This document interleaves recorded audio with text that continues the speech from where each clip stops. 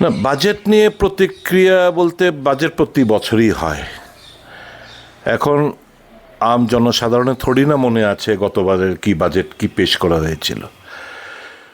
তার performance budget যদি না হয় যে গতবার আমরা এই খাতে আমরা এই টাকা আমরা ধরেছিলাম, এই খরচা হয়েছে, আমরা এই করতে পেরেছি, এই জিনিসটা একটা থাকা দরকার, যেটা আমরা পাই না।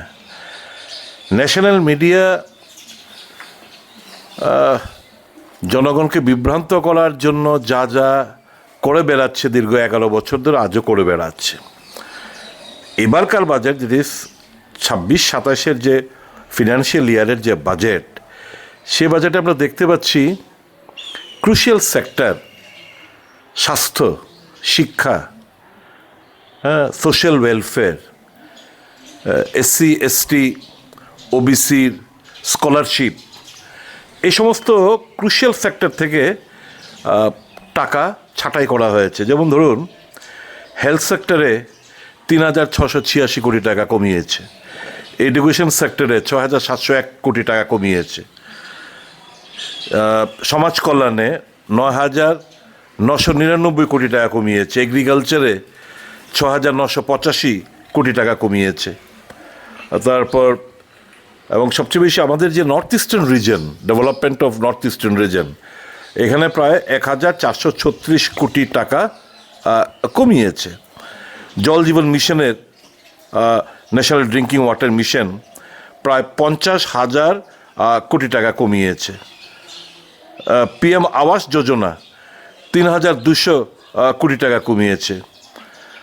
তারপর ধরুন ক্রপ ইন্স্যুরেন্স স্কিম, এখানে টাকা কম ধার্য করা হয়েছে। Urea subsidy, PM Garib Kalyan Anna Yojana, aircraft and aero engines ডিফেন্সে, naval dockyard project for air force, technology, national security, LPG connectivity to poor household, সেখানেও টাকা কমানো হয়েছে। তো এবারকার বাজেট ইন্ডিকেটর কি? বাজেট ঘোষণার সঙ্গে সঙ্গেই সেন্সেক্স, নিফটি সমস্ত কিছু ধস নেমেছে, এটিগুলো হচ্ছে ইন্ডিকেটর। কাজে এবারকার বাজেট সম্পূর্ণ জনগণকে হতাশ করেছে, বিশেষ করে গরিব অংশের মানুষকে হতাশ করেছে।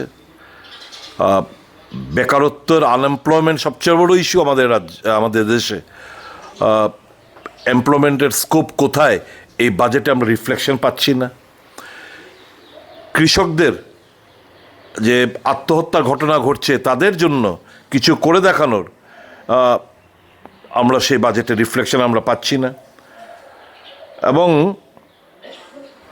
এই যে লো রেভিনিউ রিসিপ্ট, এটাই প্রমাণ করে যে আমাদের অর্থব্যবস্থা, তার মধ্যে একটা স্লো ডাউন এসে পড়েছে।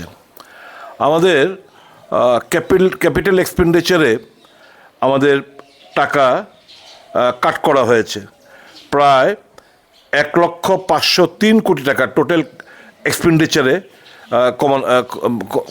কমিয়েছে।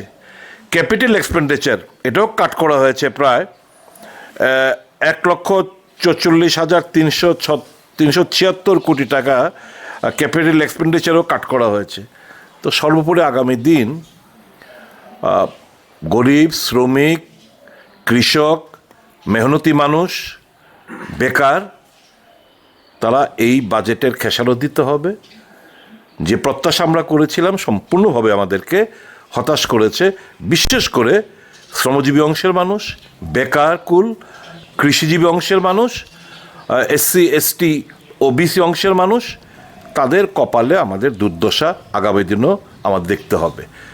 সম্পূর্ণ হতাশজনক একটা বাজেট সেন্ট্রাল গভর্নমেন্ট আজকে প্রেরণ করেছে, এটা আমার প্রারম্ভিক প্রতিক্রিয়া।